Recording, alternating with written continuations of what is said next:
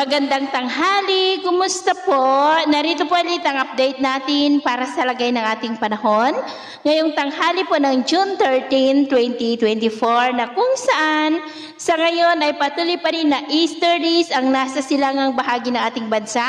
Habang habagat naman ang nandyan sa kanluran at mayroon po tayong intertropical convergence zone dyan po sa may southeastern part ng Mindanao. At sa ating long range forecast, wala pa naman pong namamataan na bagyo na tatawid dito po sa ating bansa hanggang sa susunod na 2 linggo. At sa lagay ng ating panahon, ngayong tanghali ay maayos ang panahon sa malaking bahagi ng bansa pero may tsansa pa rin ng maulap na kalangitan with isolated rains sa ilang bahagi ng Western Visayas, Zamboanga Peninsula, Northern Mindanao, Caraga, Davao Region at Sorsogon.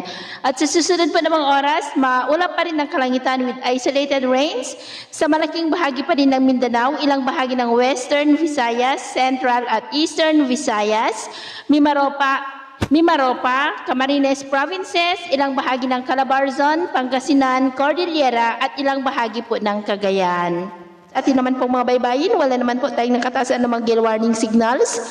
Pero iba yung pag-ingat lamang po kung papalaot tayo para mas makaiwas sa mga sakunang pangkaragatan. So yun po ng latest update natin sa araw na ito. At ako pumili si James na nagsasabing sa kahit na pagsubok po na darating sa ating buhay, huwag po tayong mawawalan ng pag-asa. Thank you and God bless.